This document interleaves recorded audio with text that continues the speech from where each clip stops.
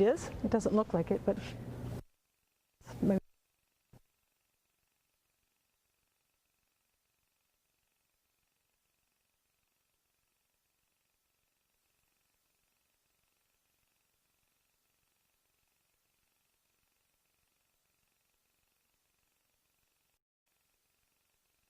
I don't hear a thing right now. If I got it in there right, do you think?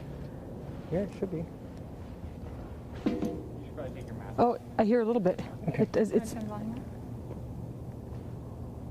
It's a busy signal.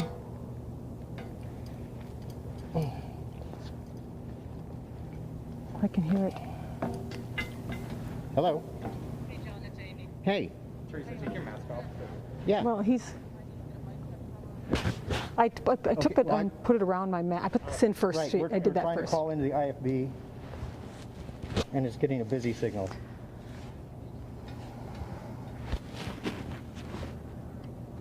Okay.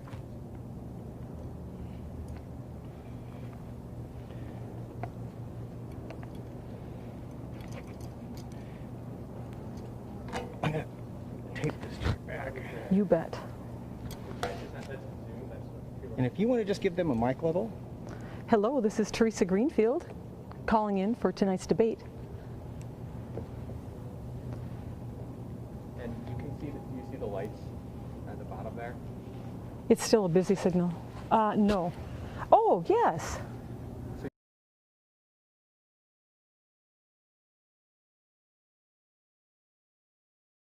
Take that off? They're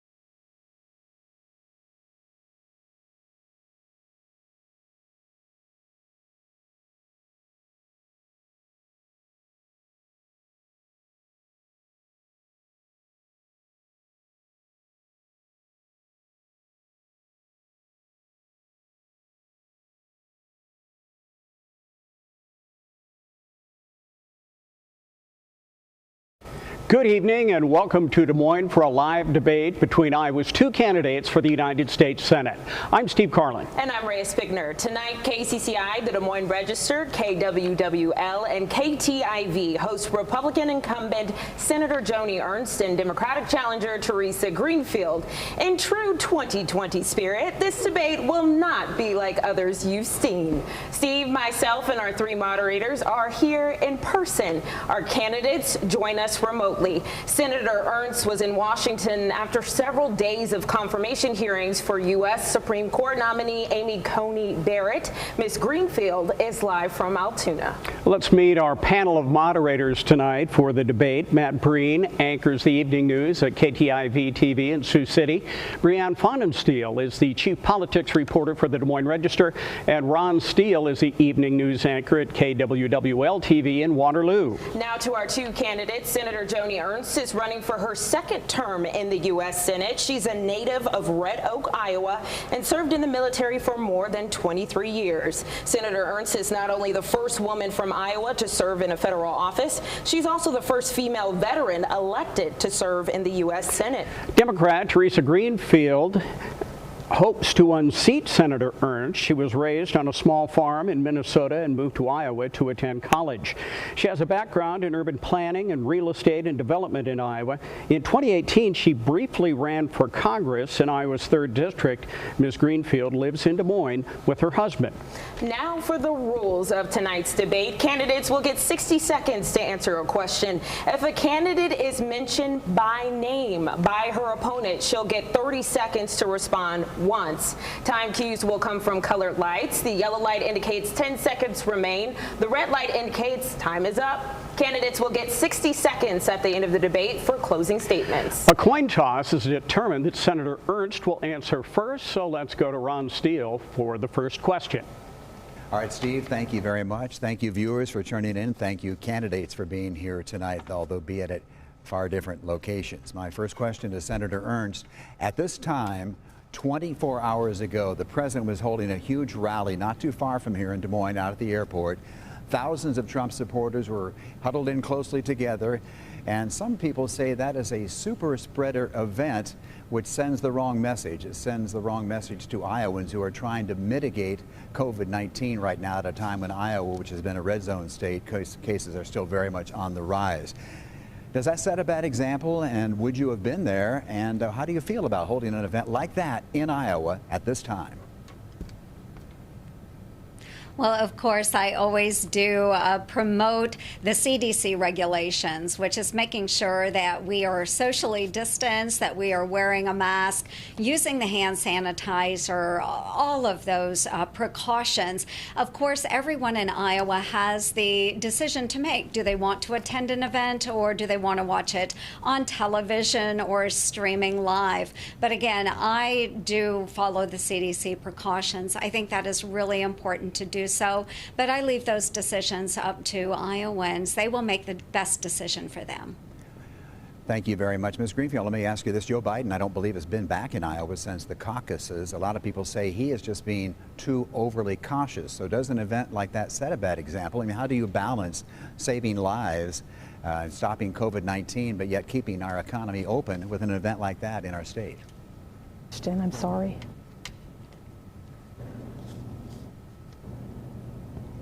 Not sure if she heard the question. Clear, and so I don't know what it is. Those technical glitches figured out and move on to the next question for Senator Ernst. You're joining us here tonight after spending the week in confirmation hearings for Judge Amy Coney Barrett. Republicans have downplayed the likelihood that a conservative court would overturn landmark policies like the Affordable Care Act and Roe v. Wade.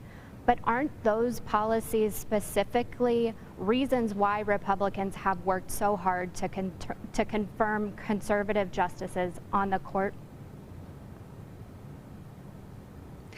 I'm sorry, you are breaking up.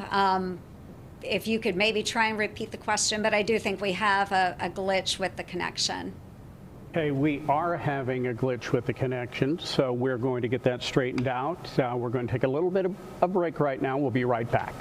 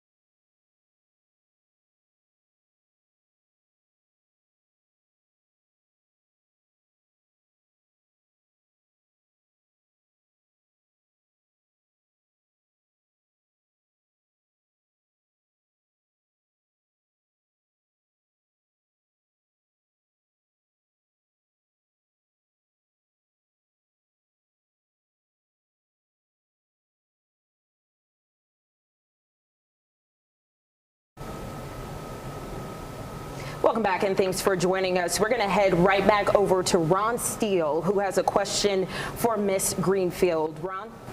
Okay, thank you very much. Ms. Greenfield, I wanted to ask you, going back to the super event that the president had, super spreader in the eyes of his opponents anyway, at the airport. Joe Biden, though, has not been in our state for quite some time. I remember interviewing him in the basement at Loras College at the old field house, but that was a long time ago. Some people say he is simply overcautious. How do you feel about an event like that last night, and how do you balance stopping COVID-19, stopping the spread, yet making sure our businesses remain thriving and make a recovery? Well, Ron, first I want to say thank you so much for hosting tonight's event, and I hope we have all of our glitches worked out, but if not, we'll roll the punch. I also want to welcome everybody to 6 Training Center, where I am at this evening. This is where they train apprentices start to earn and learn.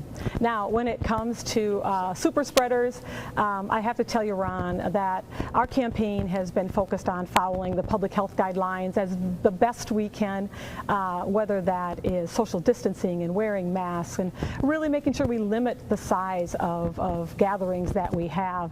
And we're pretty delighted. We've done over 300 events around the state, and we're going to continue to connect Iowans in all 99 counties.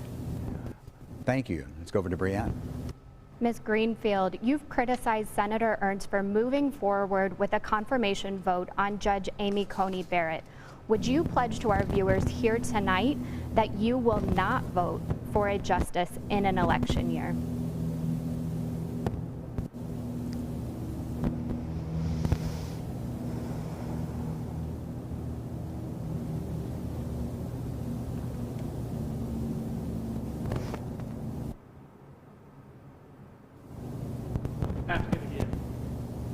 Ms. Greenfield, you've criticized Senator Ernst for moving forward with a vote to confirm Judge Amy Coney Barrett to the U.S. Supreme Court. If you were elected, would you pledge to our viewers tonight that you would not vote to confirm a judge in an election year? Well, I think confirmation process and the responsibility for United States Senator is incredibly solemn, and it's take very serious. I'll independently vet all nominees, any nominees. I want to understand whether they can be fair and impartial, and certainly their experiences. But to this particular process, you know, Iowans are going to the polls right now. They're independent voters and thinkers, and I believe that we should not be processing this confirmation. We should let the next United States Senate be seated, let the next president be seated, and then proceed forward with this confirmation process for a lifetime appointed judge. So to be clear, would you leave that option open?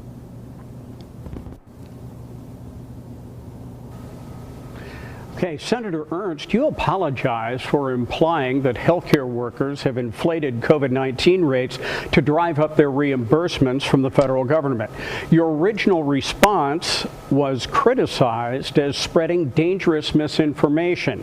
What responsibility do you have as a United States Senator to combat misinformation?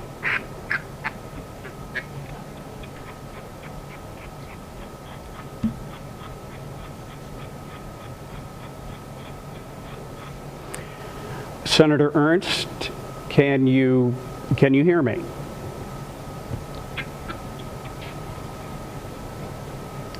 All right. We're going to move on to the next question for Greenfield. Brianne, we're going to go back to you as we smooth out these kinks here, Brianne. Ms. Greenfield, you've criticized Senator Ernst for her vote for the CARES Act, the $2 trillion coronavirus stimulus package. Yet you also say you would have voted for it too. Can you explain to us why you're criticizing the senator for something you yourself would have supported? Well, I think it's really clear that Washington has failed us during this COVID pandemic and this economic crisis. And I certainly have been calling for months for a phase 4 package for Senator Ernst to stay in Washington and get that job. My criticism really focused on her exclude paid sick leave. you know, folks shouldn't have to decide whether they go to work, whether families, and possibly lose a paycheck or a job. I criticized her early votes to not support expanding our unemployment benefits with unemployment rates at record highs. And it's really critical that we take care of our workers. So there's three things I want to focus on when it comes to COVID, and that is the health and safety of all of us, focusing on our workers, and of course, particularly our small businesses here in Iowa. Senator Ernst, can you please describe a measure that you didn't fully agree with but voted for anyway?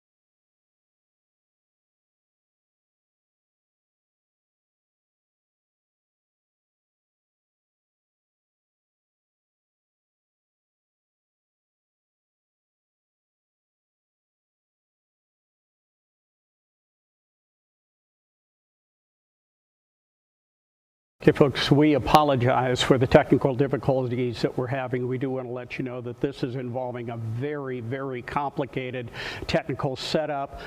We hope that we are getting things on track here. We appreciate your patience for this very important debate. Absolutely. It is 2020. Just stick with us. But first, we're going to head over to Ron, who has a question for both of the candidates. Ron?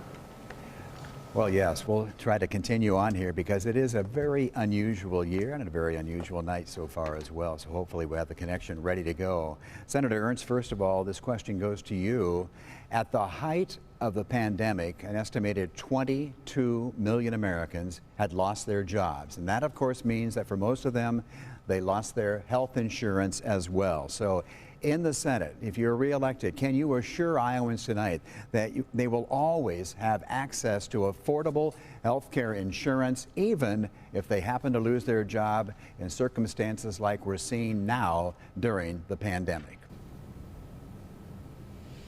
Certainly, this has been a very difficult time for Iowans and, of course, all of America as we are going through the COVID-19 pandemic.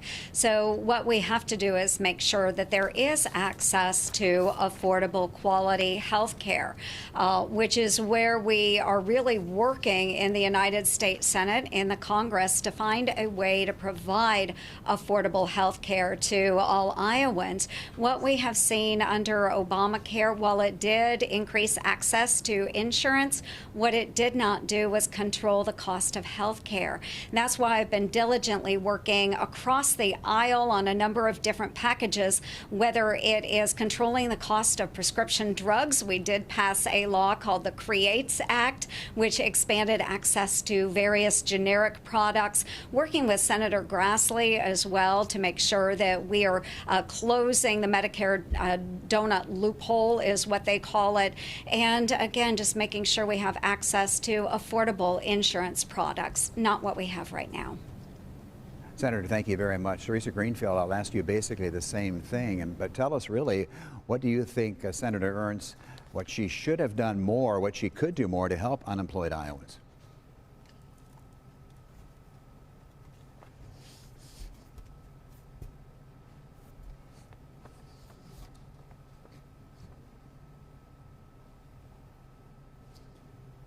From Iowa. We have her just for a moment, but I'm not a lip reader, so I really can't understand what she's saying, as either can you. Steve, let's go back over to you and see what's up.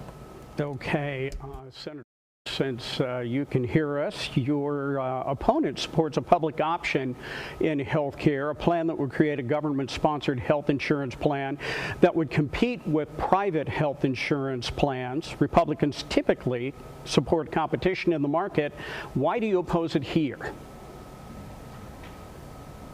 Yes, the public option that my opponent supports is just really a truck stop on the road to a single payer system or government takeover of healthcare.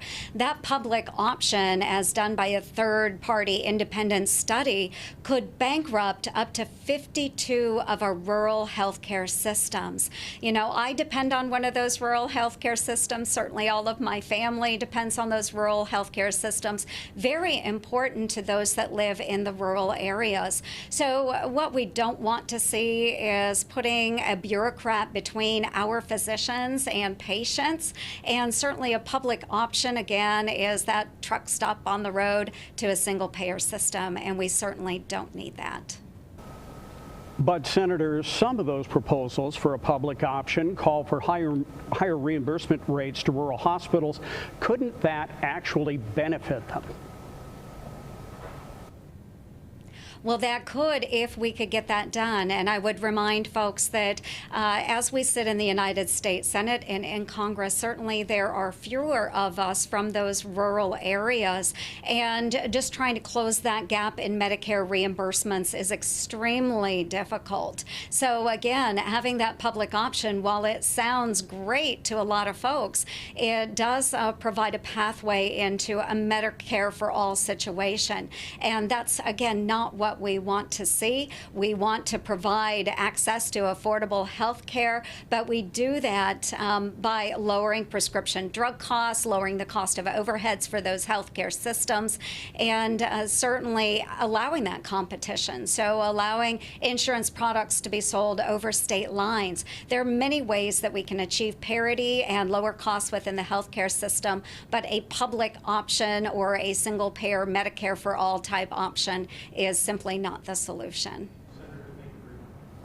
We've got a question for both of you. What should the federal government's role be in ensuring affordable, high-quality health care for all Americans? Ms. Greenfield, will go to you first. Well, again, healthcare is the #1 topic that I hear from Iowans on, and they're struggling with the cost, premiums, deductibles, out-of-pocket expenses. It doesn't matter where I travel the state. Farmers are paying too much up in Fayette County. Moms are paying too much out in Waukee. And the federal government sets those rules, and what I support is expanding and strengthening the Affordable Care Act. We've got a lot of tools in our toolbox, and then creating a public option that will create competition in the marketplace, level that playing field, and make sure that every Iowan has access to high quality, affordable coverage. And it makes sure that we have competition and you don't have to rely on your employer. Right now, I have talked to folks who are entrepreneurs and they want to get started, but the cost of health care has kept them from doing that, forcing them to stay in a job instead of growing our economy with their creativity. Thank you, Senator Ernst. Same question to you. What should the federal government's role be in healthcare?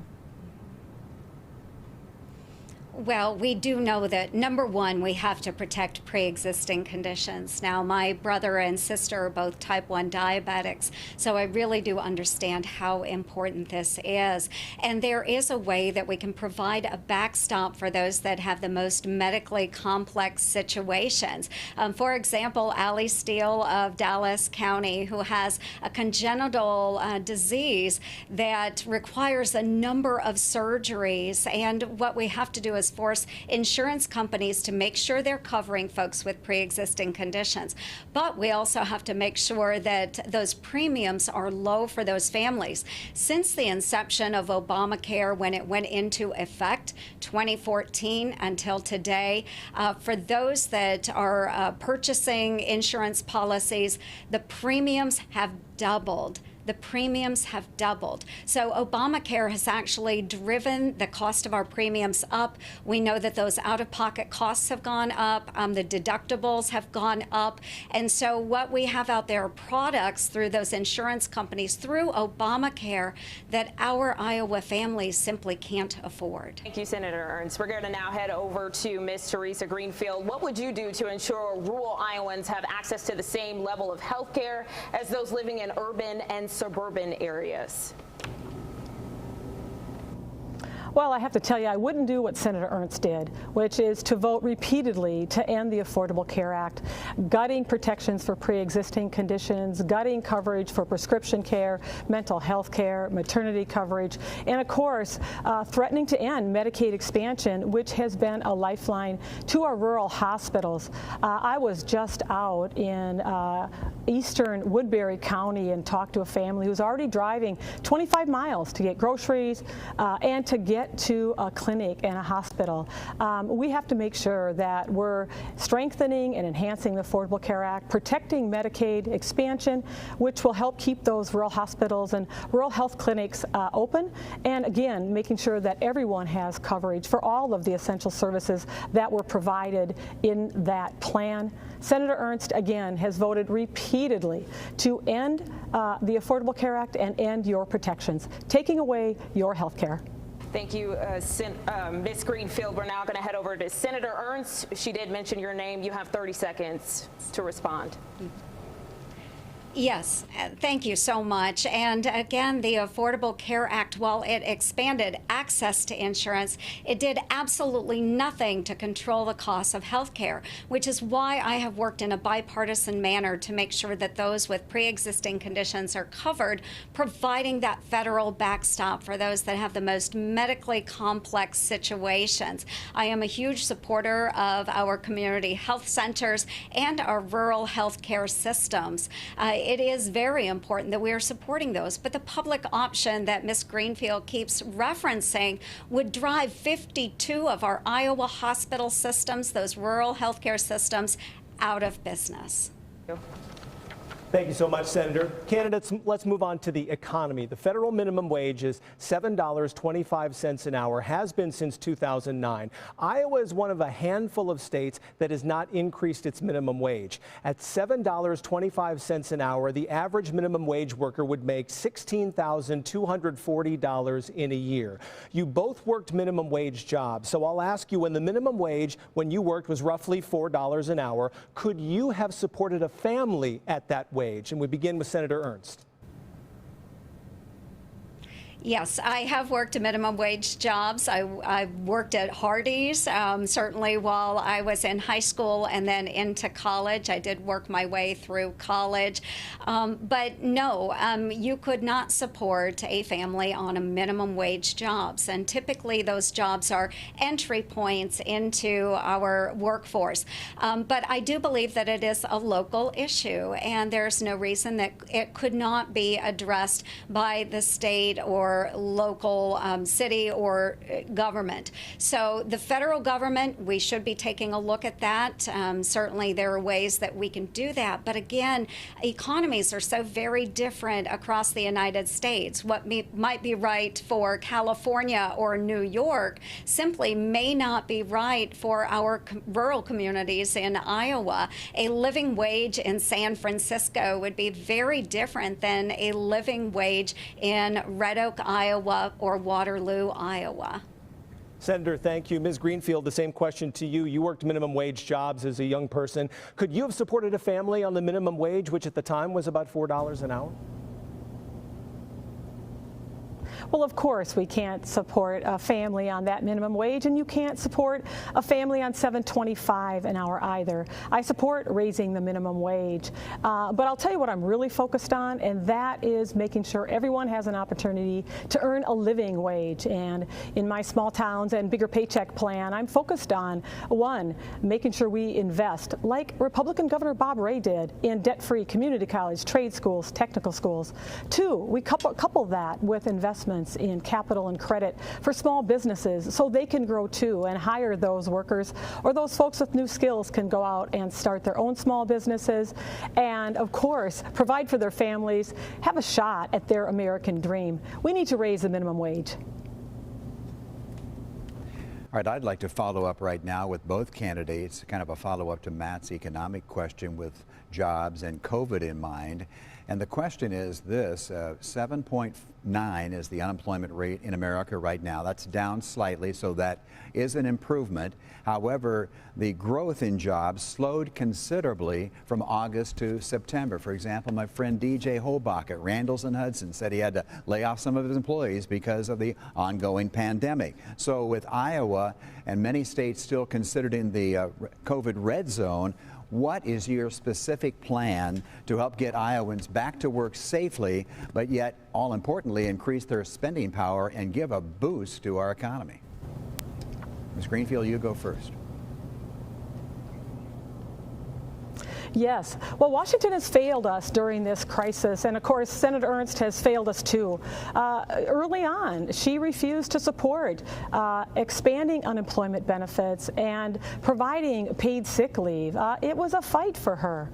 And I have been calling for a Phase 4 stimulus package for months, and we have to focus on health and safety, you bet.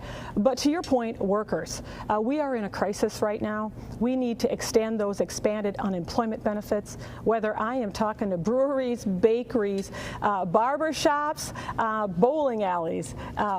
Those small businesses are struggling. Their cash flow is down 60 or 80%. They've told me they're worried about keeping the lights on, and so we need to take care of our workers, but we also need to expand the PPP and make sure that our small businesses know that we and they can get through this crisis together. After all, Iowa's a state of small towns and small businesses.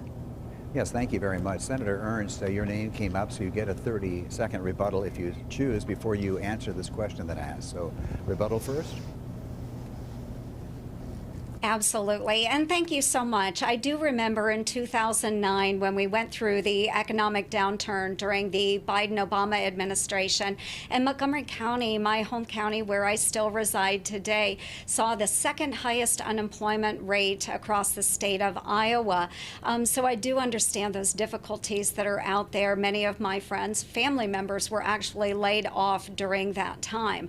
But certainly supporting the packages such as the CARES package has been important, and my opponent has opposed every single one of those packages.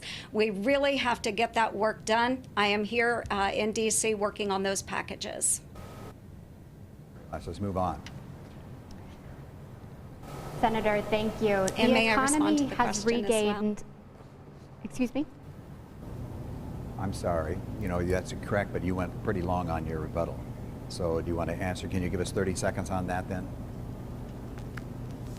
Senator, go ahead. Certainly. So I have worked extensively on the COVID packages that have gone through the Congress. And again, PPP was a project that I worked on. Child care supports to make sure that moms and dads can get back to work safely has been very, very important. Providing PPE to those businesses and those hospitals that needed that support, all of that has been really important. We need to continue that. We do have a package we will be voting on next week, and we hope that we can get that done without Senate Democrats blocking the way. All right, thank you, Senator. Very concise answer. We appreciate it. Thank you, Senator. The economy has regained more than half the jobs it lost during the pandemic, but that recovery has been uneven. Black Americans, Asian Americans, Hispanic men, younger Americans, and Americans without a college degree have struggled the most to regain employment. What can the federal government do to target its response to ensure the recovery benefits all Americans? Ms. Greenfield, your response first. Well, you are correct. You know, our minority communities have been hit the hardest as part of this health pandemic and this economic crisis. And we have to address the kind of systemic racism throughout all of our systems: healthcare, housing, education, policing, all of them, lending, to ensure that we are creating those opportunities for our minority communities to grow and to succeed. And I'll tell you what, right now though we're in a crisis, and we need to make sure we extend those expanded unemployment benefits at the full $600. We need to have another round of direct relief for our workers, and then we need to invest in our businesses so that they can rehire or keep their staff on, keep their lights on. And as someone who has worked most of my career in small businesses, I absolutely know how hard it is to keep the lights on and how much pride we have in providing paychecks on a Friday afternoon. Thank you, Ms. Greenfield. Senator Ernst, the same question to you. How can the federal government target its recovery efforts to ensure all Americans prosper? Well, I think that is really important and something that I have actually been working on. But even before the COVID pandemic, is making sure that our minority communities, our communities of color, have that opportunity. We, of course, passed the Tax Cuts and Jobs Act, which made way for those opportunity zones, which really did benefit our minority communities and investment in those communities. I do support Pell Grants for those that are incarcerated, so that when they are out of prison, they do have opportunity to move right into a career field that will benefit them and their families, thus, of course, lowering recidivism. So those are important steps forward. But again, I have been a huge proponent, actually helped craft the Paycheck Protection Program, which does enable our small businesses to remain up and going during COVID-19. I've also crafted the next package, which will allow a second pass for those businesses that are hardest hit. And I have also done that with the minority members of the Senate, working together. Thank you, Senator Ernst. We're going to move forward to the next question here. We want to start this with a straightforward question this next segment. Most people of color in this country have no doubt that systemic racism exists here. Do you agree? Senator Ernst, we'll start with you. I believe that there are many challenges that we have in various systems, but I would not say just broadly that we have systemic racism across the board. Certainly we have good people that are working in all career fields, and I think it's important to stress that. My opponent has stated that she believes our law enforcement officers in Iowa, they are systemically racist, and I don't believe that. I believe in the goodness of the people that are out there protecting and defending our communities. So do we have opportunity to do better? Absolutely we do, and that's why I did sit down with those African-American leaders in the city of Des Moines and listening to those voices all across the great state of Iowa, understanding those challenges and where we can provide greater opportunity. Again, it's not a Republican or Democratic issue. It is an issue that we need to work on together. Thank you, Senator Ernst. To be clear, do you believe systemic racism exists here? No, I don't. I do believe that you will find racist individuals in those systems, but I don't believe that entire systems of people are racist. There are racists out there. Yes, there are. So thank you for answering that question. We're going to go over to Ms. Greenfield. Ms. Greenfield, the same question. Most people of color in this country have no doubt that systemic racism exists. Do you agree? Well, first I want to take 30 seconds to rebut, because Senator Ernst did call me by name. And, you know, her comments are just misleading. I have not called the police racist, and that's rather insulting. What I will tell you this, discussing systemic racism does not mean that any one individual is a racist, but rather that we have to take a look at the discrimination across our systems: housing, healthcare, education, finance, and so many other things, to ensure that we're doing everything we can to end that kind of racism. To your question, you know, black and brown communities have faced discrimination and systemic racism for generations. George Floyd, Breonna Taylor, and others, you know, they should be alive today. Their families deserve justice. And so we need to work on ending that kind of systemic racism in policing, for example. We've done a great job to get started on that right here in Iowa, led by our Black Legislative Caucus members, Black Lives Matters leaders, and in a bipartisan fashion at our State House, where they passed the Plan for a More Perfect Union, requiring racial bias training, de-escalation training, banning chokeholds, bringing transparency. These are the kinds of reforms that support our law enforcement systems, and we need to look at those reforms in every system so that we can bring an end to systemic racism and make sure that our minority communities can succeed. Thank you, Ms. Greenfield. And to be clear, my opponent does not qualify a rebuttal moving forward. And we're now going to head over to Matt. Maria, thank you. I want to bring up the specific quotes referenced by both candidates in that Iowa PBS debate. I think it's clear we need to hear what they both said in context, and then I'll ask my question. Senator Ernst, you had said the following: Teresa Greenfield has stated that our law enforcement system is systemically racist, meaning that our law enforcement officers are racist, end quote. Teresa Greenfield, you said in response, quote, "We have systemic racism in all of our systems and have for generations, including our policing system, but that is not saying that our police officers are racist," end quote. I wanted to make sure you had that quote clear so I could ask the follow-up question: where does change start? We begin with Teresa Greenfield. Well, thank you for that question. I think change starts with each of us, and it certainly starts with our elected leaders, recognizing first and foremost that we do have systemic racism. If you're not clear that that's part of our systems, then you can't be at the table to lead the change, to listen, and to take action to end discrimination. So it starts with working together. I certainly have been working with the Black Legislative Caucus right here in Iowa, and will work with anyone to make sure that we are taking actions to end systemic racism. And it's not just in policing. I'll tell you what, in healthcare, I'm worried about maternal mortality rates. And with black women, that rate is so much higher than the rest of the state. So we need to work in our healthcare systems too to end that kind of racial bias. I'm looking forward to rolling up my sleeves and working with everyone to tackle systemic racism. Thank you, Ms. Greenfield. Senator Ernst, you had mentioned in the aftermath, you had said you had sat down and listened to communities of color. How do you translate that listening to action? Where does the change start for you?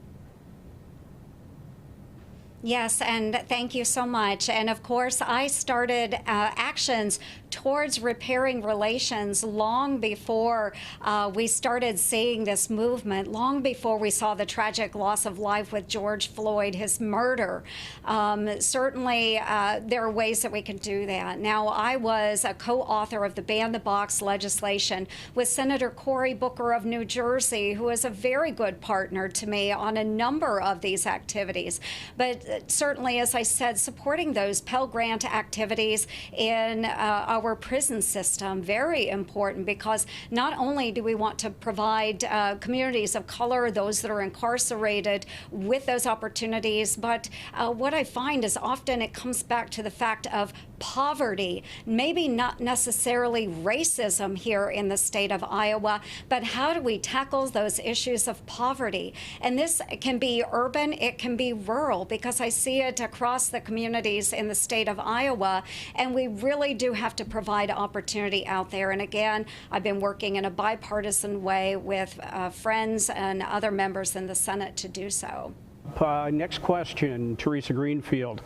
Do you think this summer's protests were helpful or harmful in raising awareness of racial issues in Iowa? Well, I'll always stand for our First Amendment rights, and that includes the right to free speech and to protest. I'll tell you what, though, looting, damaging property, that's not part of protesting. I was a small business owner. I worked with many small businesses, and I don't like to see the damage to our storefronts and to our properties. But absolutely, we do need to march. We do need to protest in a nonviolent and peaceful way to make sure that our voices are being heard, and I am proud of the Black Lives Matter leaders here in our state who absolutely, predominantly have been making their voices heard in a nonviolent way. Teresa Greenfield, I do have a follow-up for you. The phrase defunding the police resurfaced out of those protests. What does that phrase mean to you?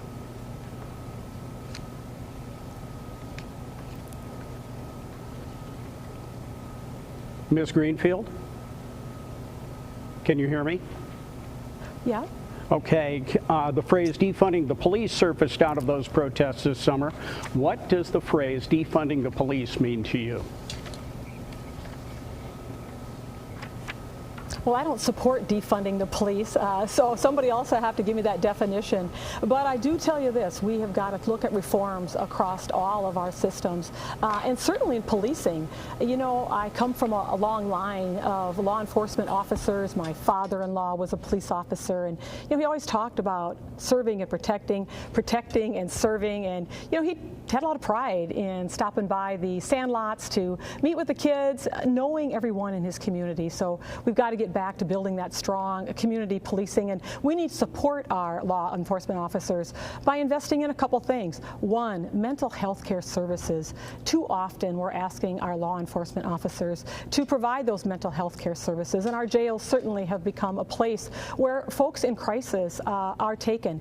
We need to make sure that we invest in mental health care. And then I think we need to absolutely make ban the box something federally throughout this country, because it is the best step to make sure that folks do not re-enter and that they have the opportunity to get a job, provide for their families, and rebuild their lives. Thank you very much. Senator Ernst, do you think this summer's protests were helpful or harmful in raising awareness of racial issues in Iowa? I think the protests, as they initially started after, again, the very tragic death of George Floyd, I think as they started and as they were peaceful, I think they were very, very helpful. But as they digressed back to looting and damaging of not only those small businesses, but federal property, I think it really smeared those that were trying to do good through those protests. And as I had stated many months ago, is that you can't hear those peaceful protesters over the sounds of shattering glass and splintering wood. That is certainly not appropriate. So I do think that we have slid backwards in this movement. Now, in the Senate, we did take up the Justice Act, which was authored by Tim Scott of South Carolina. It was a wonderful bill which had 70% of what our Democratic friends were asking for, but they refused to even move on the bill on the floor of the Senate. I'm so proud of the legislators here in the great state of Iowa that got the work done, but again, Senate Democrats were not willing to move forward on a bill in the Senate, and I think that's a shame. Senator we should be Ernst, a lot further along the phrase than we are defunding right the now. police, Senator Ernst, please let's stick to our time guidelines here. The phrase defunding the police, Senator Ernst, what does that mean to you? Well, the phrase has been tossed around so liberally by liberals, and certainly the folks that are funding my opponent is a group. They support radical environmental ideas. They support defunding the police.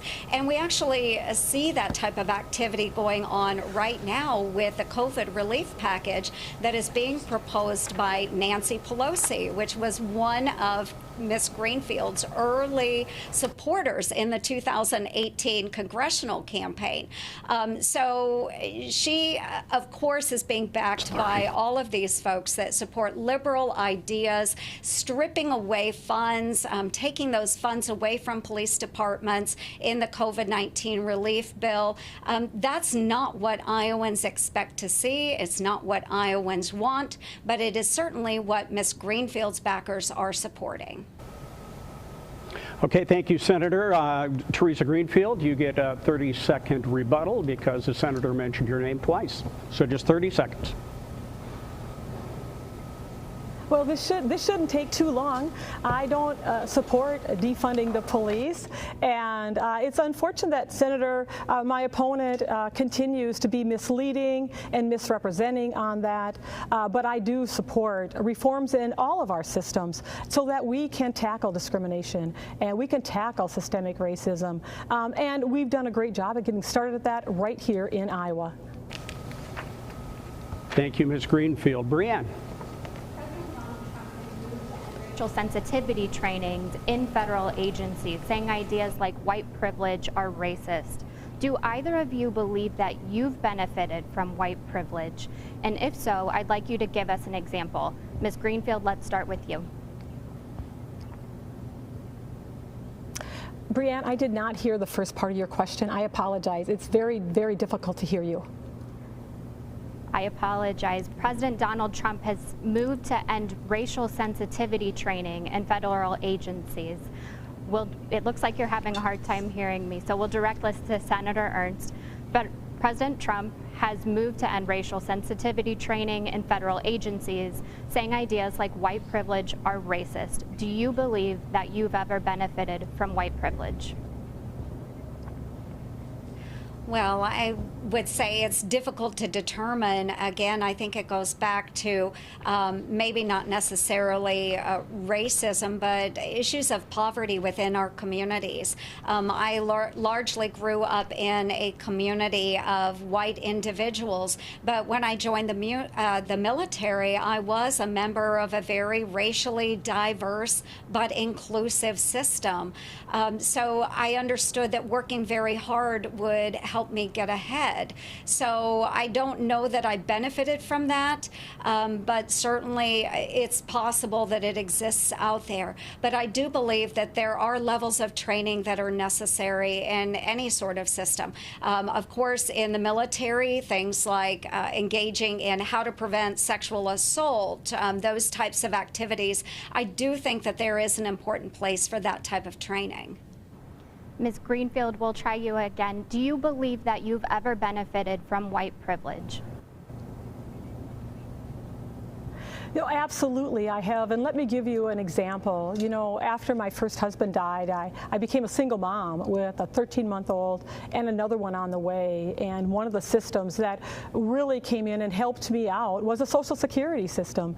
It allowed me to get back on my feet, and I'm not convinced that that system would have worked for a young, widowed black woman with a 13-month-old and another one on the way. And I can tell you another way that I benefited. I'll tell you what, maternal mortality rates, it's very clear that they're so much higher amongst the black community.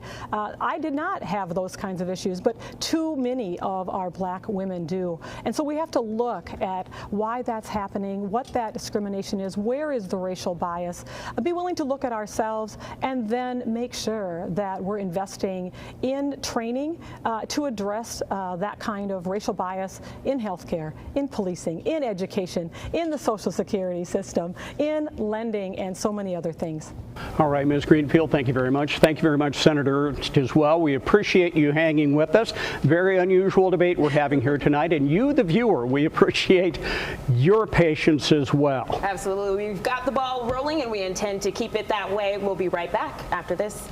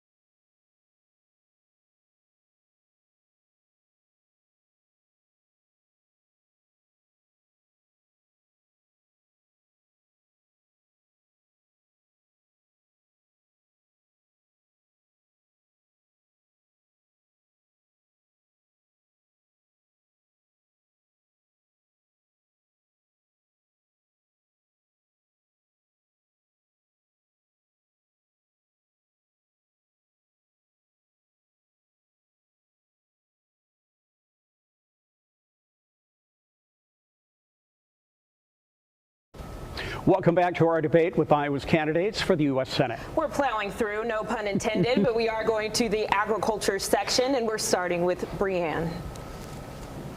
Thank you, candidates. You both grew up on farms, and you've highlighted that connection in your campaign ads, but neither of you chose to pursue agriculture as a career. Why not? Ms. Greenfield, let's start with you. You know, I grew up on a farm outside of a little town of 500, and I loved the farm. My parents are still on the farm. That's where I learned to make things and fix things and have a lot of pride at the end of the day with hard work.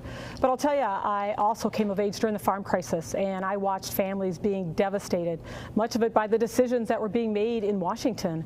I went to auctions where families went bankrupt, and my parents, they ended up having to sell their crop dusting business, sell their hogs, and they never farmed again. And so I had to leave the rural area. There were no jobs and we couldn't farm. And I headed off to Iowa Lakes Community College to begin my life. And so I'm so glad that I did. And I continue to support our ag communities. I continue to support all our farmers, and particularly my family and friends in northern Iowa. Thank you, Ms. Greenfield. Senator Ernst, same question. Why did you pursue a career outside of agriculture? Yes, thank you so much. I did grow up on a small family farm in southwest Iowa. My family is still engaged in farming. My sister and brother-in-law do most of the family farming now. However, I, as a young woman, was in an abusive situation. And so when I went off to Iowa State University, I decided to study psychology. I felt that would be a great way for me to give back to my community as a counselor. So I did take a different turn, but I have remained engaged in the farming community. Again, I still live in Montgomery County. My family is still involved in farming. I have been engaged in agricultural issues all of my life. I have been endorsed by the Iowa Farm Bureau, the Iowa Cattlemen's Association, as well as the Iowa Corn Growers Association. Senator, thank you. We'll stick with agriculture for the next question. The Iowa State University Extension crop specialists say more than 90% of Iowa farmers have crop insurance, which covers roughly 80 to 85% of yield and revenue. But that doesn't make them financially whole after a disaster. Are you comfortable with a crop insurance program that after disasters like a derecho, the drought, or uncontrolled flooding on the Missouri River doesn't make a farmer financially whole? And we'll go to Senator Ernst for the first answer. Yeah, you are absolutely right that those programs don't necessarily make a farmer whole. And that's why it's extremely important that we are able to engage, especially as a federal government. I do sit on the Agriculture Committee. Again, still living in the rural area. Many of my friends are farmers, my family, farmers. So understanding the difficulties that they are facing. So whether it's a derecho, whether it's a drought, whether it's the COVID-19 pandemic, making sure that we have the appropriate programs and responses in place, whether that's through FEMA, whether that's through the USDA, whether that's through HUD, making sure that we are able to step in a quick manner and cover down where maybe crop insurance won't make a farmer whole. So those are all issues that I've engaged in for many years, and I see the results when it comes back to my neighbors, my friends, and my family. Teresa Greenfield, the same question to you. Are you comfortable with a crop insurance program that doesn't make farmers whole after disasters? Well, no, I am not, and let me tell you why. I've had the chance to tour damage in western Iowa, all across central Iowa, and all the way over to Cedar Rapids. And as I've talked to farmers, as I've stopped at co-ops and elevators, and talked to them about how they've been impacted, and it's clear there is a gap, and particularly coverage for our grain bins. But the reality is so many farmers are under financial stress in Iowa due to haphazard trade, due to abusive, reckless tariffs, due to my opponent's approval of ethanol waivers. Net farm income is down 75% since 2013. Bankruptcy rates are at an 8-year high, and we have got to make better decisions in Washington, D.C. to make sure that our farmers who work so hard, who want their markets back, can earn a profit and provide for their families. My question is a simple ag question. Teresa Greenfield, you answer first. What's the break-even price for a bushel of corn in Iowa this week? Well, a bushel of corn is going for about $3.68 today, $3.69, and break even really just depends on the amount of debt someone has. I suspect there's farmers that are breaking even at that price. However, if their yields are down 50%, that's certainly not going to cover it for them. I'll tell you, we've had low commodity prices for too long, and they've been going out of business prices. Senator, break-even price for soybeans for an Iowa farmer to produce. Yeah, certainly. I would like to go back to previous statement. Certainly, with what we have done on trade, we have seen significant strides forward. So the USMCA is a great example of that with our two largest trade partners, Mexico and Canada. Mexico is the #1 purchaser of Iowa corn. We just saw with the China Phase 1 trade deal where China actually made an all-time record corn purchase at the end of July. So haphazard trade deals? No. I think we are on the path towards success in these areas. And I have had our farmers, as I do the 99 county tour every year. I've been to all of my rural communities every single year that I have been in the United States Senate. I have had those farmers say, for heaven's sakes, I understand what the president is doing. What I don't understand is why we didn't have a president that stood up for us before this. So I am thankful that we are well on our way to correcting the situation within our trade space, and that was done with a Republican Senate and a Republican in the White House. Well, thank you very much. I might have missed it, but I don't think you answered my question. What's the break-even price for soybeans in Iowa? You grew up on a farm. You should know this. I think you had asked about corn, and it depends on. I asked her corn. It depends on what the inputs are, but probably about $5.50. Well, you're a couple dollars off, I think, here, because it's 10:05. So we'll move on to something else then. And I don't think Ms. Greenfield answered either. She actually did with the price of corn. We had asked for the price of soybeans from you, Senator. You want to take another crack at it? No, thank you. You said the break even for corn is $10.50. I don't think that's correct. Right, that would have been for beans. Ron's question was soybeans or maybe to you, I'm not Ms. hearing. Greenfield, to corn to Ms. Greenfield. Well, let's go ahead and move on to a completely different subject, party unity. What issue in your party's platform do you disagree with? Senator Ernst, we start with you. Oh, in the party platform. You know, I can't think of anything off the top of my head. There are many things that I do support, though, and that is certainly lower taxes for our hard middle-income wage earners. I think that that is extremely important. I think that access to quality health care is extremely important. And, of course, our Second Amendment rights are extremely important as well. I mean, there are so many things. I could go on and on and on.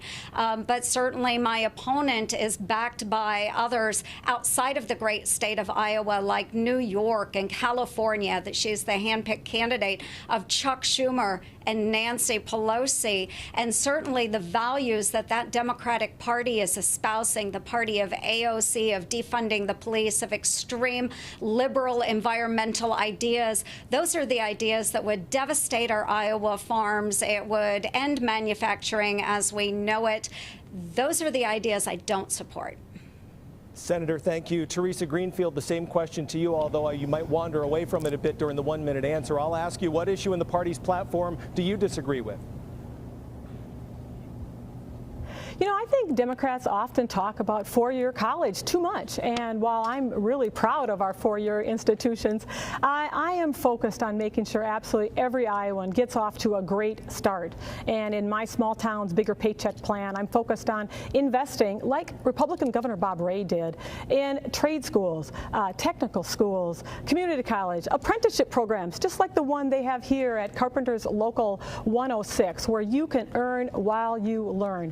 I want to make sure every student gets off to that start. Or if your life throws you a curve, you're able to get back and get some retraining. That way we will build our workforce. We will grow workers for our businesses and our small businesses. And then I want to couple that with capital and credit. Let me give you an example. I talked to a young woman in Rembrandt who is studying early family childhood education with the dream of owning a daycare center. And if she came out debt-free and we were to help her with some capital, she could get started on opening her own daycare center. Ms. Greenfield, moving on, each of you has criticized your opponent for accepting outside money in her race. Each of you has also benefited from it. So if you're so opposed to this practice, what would you do if elected to get all of this money out of politics? Ms. Greenfield, we'll start with you. Yeah, thank you. Well, the very first plan I proposed was a plan to end political corruption, to end Citizens United, to end corporate PAC donations, to end those dark money groups. You know, those are the ones that are running those nasty attack ads that ruin your YouTube videos and your football games. And I did even more. I said and made a pledge not to accept one dime of those corporate PAC donations. My opponent, she's taken over $2 million in those donations and has sold out Iowans. You can tell she's taken over $200,000 from Big Pharma and sold out our seniors. We're refusing to lower those Medicare drug costs. She's taken over $450,000 from Big Oil and put one of their guys to head the EPA, who's issued those ethanol waivers and devastated our economy. I said enough is enough. We need to end political corruption, and I drew a line in the sand to not accept one dime of corporate PAC donations. Senator Ernst, same question to you. What would you do to get money out of politics?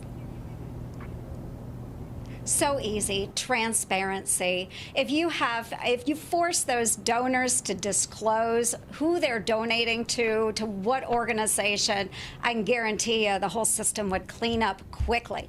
That's the easy answer. Now, what my opponent won't tell you is at the end of this election cycle, she will be Iowa's leading benefactor of outside independent expenditure money, what is known as dark money. So we see tens of millions of dollars coming from undisclosed sources outside of the state of Iowa dumping in to her campaign. So on one hand, she's saying, oh, I want to get rid of it. But at the second time, or in the other hand, she's actually benefiting more than any other candidate in Iowa history from all of those dark outside sources. So she is benefiting from Big Pharma. She's benefiting from Big Oil as well. The difference is the executives and lobbyists are writing the dollars directly into her campaign. Senator Ernst, thank you very much. I want to address now some of the timing issues we had early on in our debate. We had technical difficulties which prevented Teresa Greenfield from answering several questions. We gave those questions to Senator Ernst, who was able to answer those completely. So in an effort to balance things out, the next question will only go to Teresa Greenfield. So Ms. Greenfield, during the Iowa PBS debate, you said you supported a path to citizenship for immigrants, for undocumented immigrants and dreamers. Could you see yourself supporting legal residency, not a path to citizenship, but legal residency if it was a bipartisan compromise? Well, we need to modernize our immigration system. As I have crisscrossed this state, it doesn't matter if I am talking to faith leaders or immigrant communities like I met with in Davenport, whether I'm talking to economic leaders like in Cedar Rapids and the Des Moines Partnership and so many others. It is clear we need to modernize our immigration system. And for me, I think it starts with a few things. One, I like a lot of the ideas put forth by the bipartisan Iowa Compact on Immigration, where we start by modernizing that visa system to ensure that we can grow our economy and that we welcome all workers across the board, whether they know how to fix things, whether they know how to care for things, whether they know about science and so many other things. Two, we need, of course, to invest in public safety. We have to be safe and we have to be strong, but we have to be smart, and that starts with investing in our ports. And finally, we have to be humane and keep families together, and that's where that path to citizenship comes in, certainly for our DACA recipients and creating that path for our undocumented immigrants. Your time's up. Thank you. Moving on to the next question. This is for the both of you, but it will go first to Senator Ernst. Former Vice President Joe Biden referenced the recent derecho that swept through Iowa in August as an impact of climate change during the first debate. Do you, Senator Ernst, believe in climate change and that it is caused by human activity? I do believe in climate change, and I think our climate has been changing since the dawn of time. And certainly we as mankind can absolutely do a better job at protecting our environment. And that's why I do back so many efforts, both in the United States Senate and during my time in the Iowa Senate as well, to make sure that we have strong conservation efforts, that we protect our biofuel system, and that we are investing in wind and solar energy. Iowa right now, thanks to the efforts of my colleagues, Republican colleagues, both in the United States Senate and during my time in the Iowa Senate, supported wind energy. We see Iowa's electric, the amount that we use is about 40% drawn from wind energy. After Mid-America gets done with their wind towers in my neck of the woods, we'll pull 80% from those wind towers. Investing in solar is important, but then certainly conservation efforts with our farmers is important to make sure our water and soil is healthy as well. Thank you very much. Teresa Greenfield, do you believe climate change is caused by human activity? We have to confront climate change because we have a man-made global climate crisis on our hands, and Iowans certainly know what that looks like, whether it's flooding in southeast Iowa, flooding in southwest Iowa. And by the way, I visited southwest Iowa and saw homes that had 9 feet of water in them, and those families' dreams are gone. Farmers know what it looks like: higher heat, higher humidity, shorter planting periods. So here's where I want to start. We need to get back into our global agreements. This is a global crisis. It's not just an Iowa crisis. And then we need to invest in renewable jobs here. I'm going to be focused on how we grow jobs, how we grow the Iowa economy. And then finally, conservation. And in my Fair Shot for Farmers plan, you'll see that I propose to lead the efforts to have our farmers at the table and have them lead us to being the first net zero ag industry in the world. And it starts with investing in conservation, making sure it is a new commodity for our farmers, for our landowners. They should reap the rewards of sequestering carbon and improving that soil health, and I'm going to work with them every step on the way. Thank you, Ms. Greenfield. Over the past several years, Iowa has experienced record flooding, prolonged drought, and now a derecho windstorm. What role does the federal government have in protecting Iowans and their livelihoods from these weather events? Ms. Greenfield, you're first. Thank you. Well, I just explained, and of course, that I believe we do have a man-made climate crisis, and we do need to take steps to confront it. And one of the things that we can do, and I've been disappointed in both parties, by the way, is infrastructure. We need to be investing in a robust infrastructure plan to rebuild bridges. We're 50th in the nation in bridge suitability. We need to bring broadband to every home, and we need to do so much more. Lock-in dams, sanitary sewer systems, water systems throughout our state and throughout our country. That kind of infrastructure investment will set our country up and our state up to compete and win for generations to come. Thank you, Ms. Greenfield. Senator Ernst, same question to you. What should the federal government do, if anything, to protect Iowans from these severe weather events? I think there are many things that we can do, Brianne, and thank you so much. During those devastating floods of 2008, I was actually on the ground in the Cedar Rapids area as a National Guardsman, providing logistical support throughout the area and witnessing the damaging situation at hand. During the 2011 event in southwest Iowa, I spent 4 months on the ground, again with the National Guard, monitoring the situation. 4 months, we had homes that were underwater in my neck of the woods, and watching my neighbors struggle with that was very, very difficult. So providing that national federal response is very important, but of course making sure that we are not engaging in very, very harmful agreements like my opponent has referenced, where she would engage us but have devastating effects on our economy throughout the United States. But those agreements let huge polluters like China off the hook. So I think we need to hold other countries accountable, and certainly we can do our job within the federal government in a bipartisan manner to correct our own actions. Thank you. This next question is for the both of you. Mid-American Energy and Alliant Energy continue to invest in wind technology. Both companies say the construction of wind farms provides jobs to Iowans, payments to landholders, and stable prices for consumers.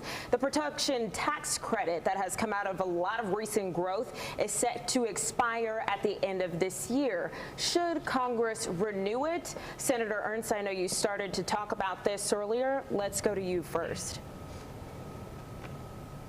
Absolutely. Well, thank you. I am a huge supporter of wind energy. I've even co-sponsored a bill that would allow us to utilize training at our community colleges to further invest in those types of career opportunities. So I think that is extremely important. Now, when I talk to those like those at Mid-American or others that are engaged in wind energy, they are okay with that production tax credit being phased out. We actually have seen great benefits with that wind energy across the state of Iowa. So engaging in those discussions, we see a great level of energy and optimism throughout that field. I have actually gone up in a wind tower during one of my 99 county tours. That was a couple years ago. And I've also heard from a rural school district that said the only reason they are still surviving today is because of the tax dollars, the property tax dollars that are drawn off of those wind turbines. So it is so beneficial for our rural areas. Very proud of it. Thank you, Senator Ernst. Ms. Greenfield, the same question to you. Both companies say the construction of wind farms provides jobs to Iowans as well as other benefits. The production tax credit that has come out of a lot of recent growth is set to expire at the end of this year. Should Congress renew it? Congress should renew those production tax credits. We have so much potential to grow our wind energy industry here in Iowa, to not only benefit Iowa, but to benefit our entire country. I've had the opportunity to sit down with some of the brightest minds and scientists at the Iowa State University and talk about how we build renewable energy jobs right here in Iowa, and wind can lead the way. I've had the opportunity to tour multiple wind turbine farms and just really was delighted when I toured a community wind turbine farm out in Greene County. Not only does it provide the rent, but it provides resources that are being invested back into communities for community centers and other philanthropic plans. And so we need to grow our wind energy, we need to grow our biofuels, we need to invest in conservation, we need to invest in bio-based manufacturing and make sure Iowa is a leader in our renewable economy. Candidates, let's move on to talk trade now. Do you feel that President Trump's tariff policies with China have been a net positive for the American people? Teresa Greenfield, we begin with you.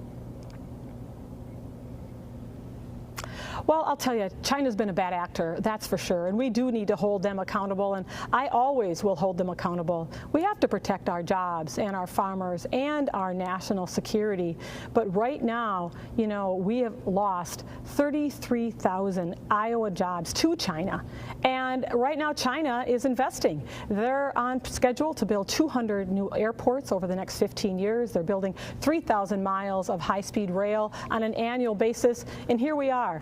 No infrastructure package, fighting about keeping the post office open, and price of corn is barely at a break-even price, and too many kids don't have access to broadband.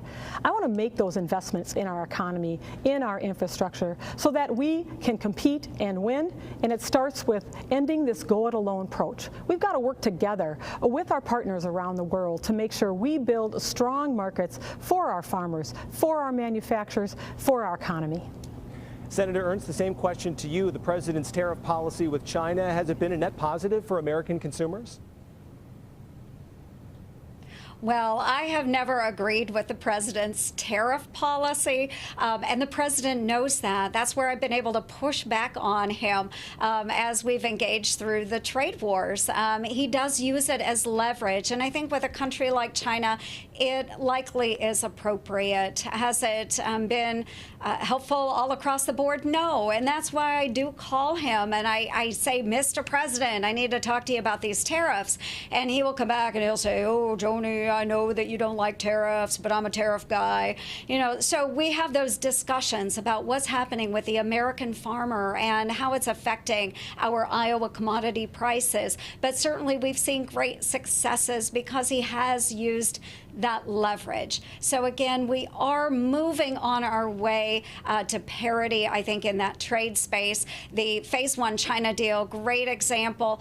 Certainly with the USMCA, we've seen great strides there. We have Japan, our #3 trade partner, already locked into a trade deal, and we're working on the UK and EU right now as well.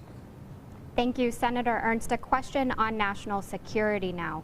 What do you see as the greatest non-COVID security threat to America? Senator Ernst, you're first. Yes, I can answer this a couple different ways. Number one, if you look at our security, of course, our national debt is a crisis that we really do need to face.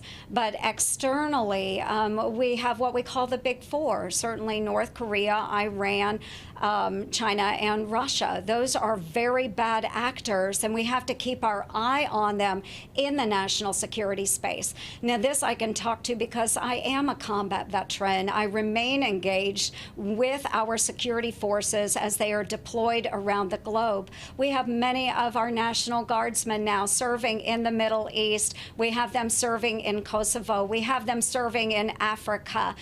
So I do understand why we need to keep our eye on the Big Four, and then, of course, terrorist activities and proxies sent out by Iran and others. But certainly we need to address the domestic situation of our debt as well. Thank you, Senator. A follow-up question. In September, the leader of the Department of Homeland Security said white supremacists are the most persistent and lethal threat When we talk about domestic violent extremists, what role does Congress have in monitoring and reducing this threat? Well, again, certainly we need to make sure that we are bolstering and funding our law enforcement activities. So when we talk about defunding the police across the United States, it goes against wiping out those types of domestic terrorists. So certainly we need to keep an eye on that. Those types of organizations are absolutely unacceptable. There is no excuse for them, period. And I would say across the board, any organization that is promoting violence, I don't care whether it's white supremacists or otherwise, anytime you're promoting destruction of property and violence against other citizens, it is absolutely wrong. But defunding the police and that movement from the liberal left is certainly not the answer. If anything, we should be bolstering those programs to make sure that they can keep their eyes and their ears on those horrible, horrible domestic organizations. Thank you, Senator. Ms. Greenfield, same question to you. What do you believe is the greatest non-COVID security threat to Americans? Well, there are two threats that I think are incredibly important to look at. One is certainly domestic terrorists. Clearly, our national leaders believe that is one serious threat that we need to be watching and monitoring and making sure that it does not cost Americans their lives. Second, cybersecurity. I'll tell you what, we have seen meddling in our elections, and we need to make sure that our law enforcement, FBI, and federal agencies have the resources they need. Look, if you're stealing credit card information, if you're spreading misinformation, if you're tampering with our elections, those are a crime. And we need to make sure that we find those folks and that they're held accountable. And last, I just have to say, I find it odd that Senator Ernst would recognize debt as a threat when she voted for a tax bill that increased the debt $2 trillion and certainly now threatens things like Social Security and Medicare. Senator Ernst, you have a 30-second rebuttal. Yes. Thank you. The 2017 Tax Cuts and Jobs Act actually built up our middle class, providing more wages for those middle income earners. 1 million Iowans saw the benefit of that Tax Cuts and Jobs Act. We saw the child tax credit doubled for our families.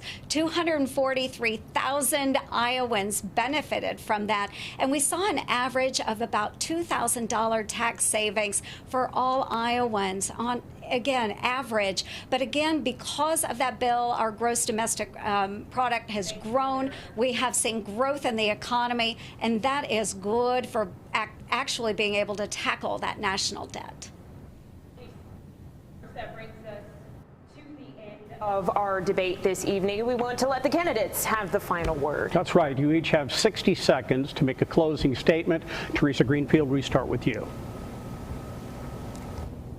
All right. Well, it's been an honor and a pleasure to be here tonight. Thank you so much.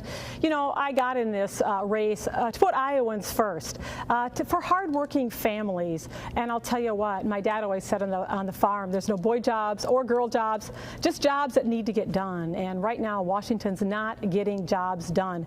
I want Washington to work more like our hometowns, where we come together to get work done. And I'll work with anyone or stand up to anyone to make sure we're getting those jobs done. Healthcare for all of us, infrastructure plan, rebuild this economy. Senator Ernst has had 6 years, and she's forgotten Iowans. She's sold out our farmers. She's sold out our seniors. She's sold out our hardworking families. And I got in this fight for hardworking families, and let me tell you why. You know, after my first husband died and I got back on my feet, I got my very first job. It was for $8 an hour. I got a paycheck, but I also got my dignity back.